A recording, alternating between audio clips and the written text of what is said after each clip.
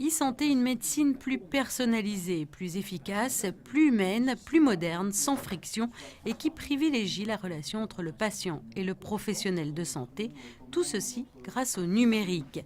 Bien plus qu'une révolution, une évolution.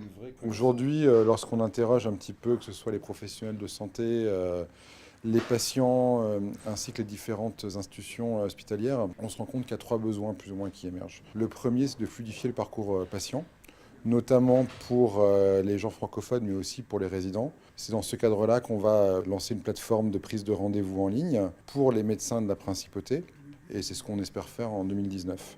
Ensuite, il y a un besoin d'aide aux médecins pour tout ce qui est diagnostic et traitement des pathologies.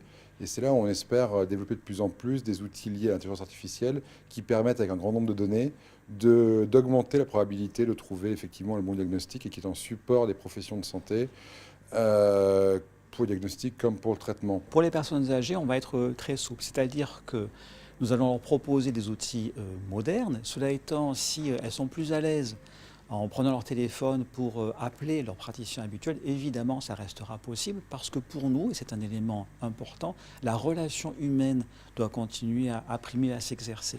Et puis pour les personnes âgées maintenues à domicile, ce qu'on envisage grâce à la santé numérique, ce sont des outils nouveaux. Je ne sais pas si vous l'avez vu, mais par exemple des bracelets connectés qui permettent de suivre l'état de santé de la personne, de permettre de vérifier si elle n'est pas tombée, par exemple. D'autres outils qui permettent de mesurer l'été, si la personne âgée s'est bien hydratée.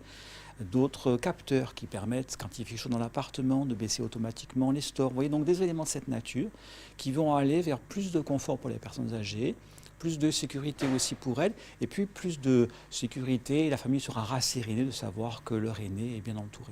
L'objectif de cette évolution, reprendre l'excellence de la santé en principauté et l'accroître grâce au digital. Prise de rendez-vous en ligne, renvoi d'un médecin vers un autre, dossier médical personnalisé, traitement individualisé, autant de nouveaux outils qui permettront aux médecins et aux professionnels de santé de mieux exercer leur profession.